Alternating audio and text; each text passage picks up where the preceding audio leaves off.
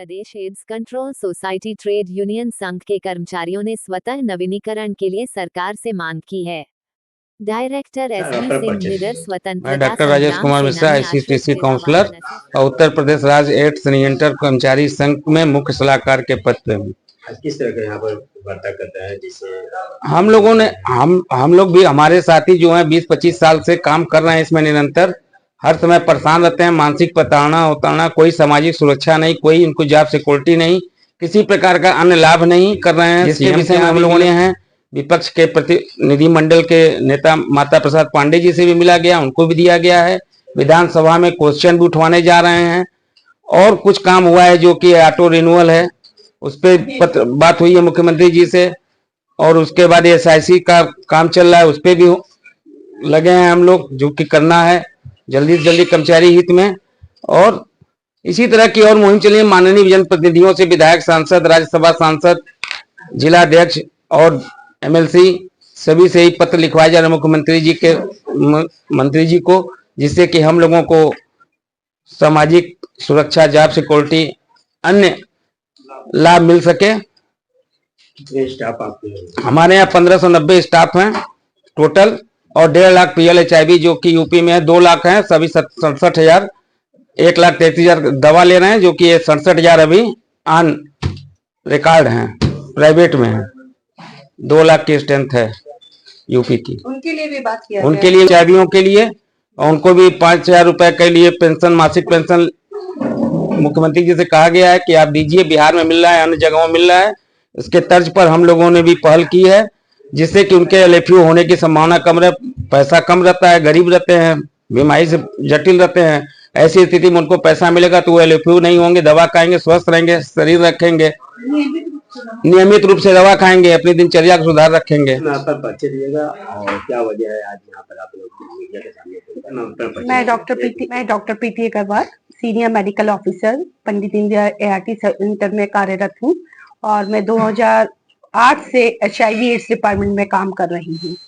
पहले मैं BHU में थी, वहाँ पे मैं एज ए मेडिकल ऑफिसर, और अब मैं यहाँ 2016 से senior medical officer Pandit Deendayal ART centre में कार्यरत हूँ।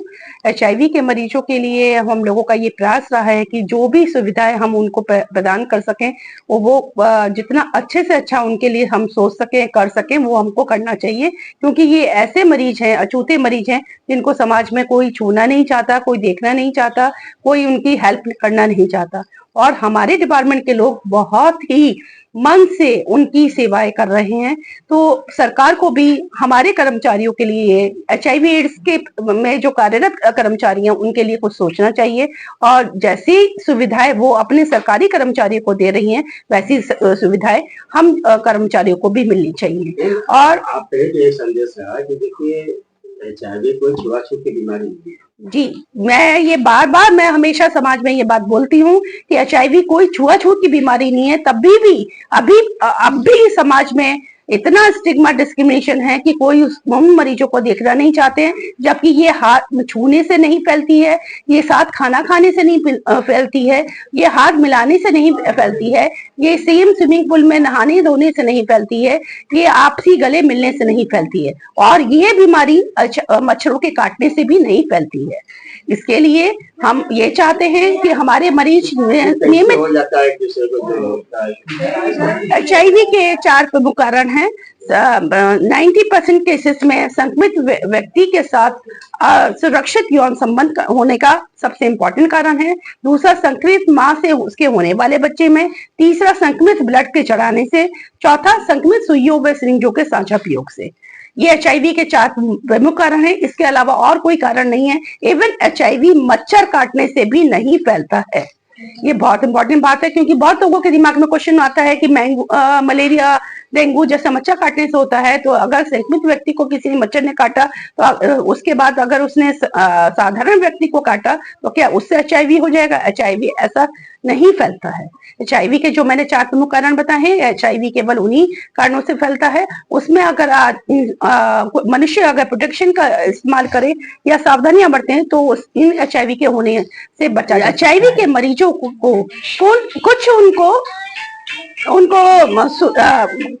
मतलब धनराशि का जैसे पर मंथ कुछ योगदान करें, जिससे कि उन मरीजों को, क्योंकि ये मरीज बहुत गरीब होते हैं, नौकरी से वंचित रहते हैं और या उनकी हालत आने जाने की नहीं होती, इतना खर्चा वहन करने की नहीं होती, तो इसकी वजह से वो लोग जो है समय पर दवा लेने नहीं आ पाते हैं और समय पर दवा ना लेने के कारण वो लॉस टू फॉलोअप हो जाते हैं, यानी कि दवा छोड़ के बैठ जाते हैं। उस कंडीशन में उनका वायरल लोड बहुत ज्यादा बढ़ जाता है और वो समाज के लिए बहुत हानिकारक है, क्योंकि वो वायरली अगर अनसप्रेस्ड रहेंगे तो ये मरीज समाज में भी एचआईवी फैलाएंगे।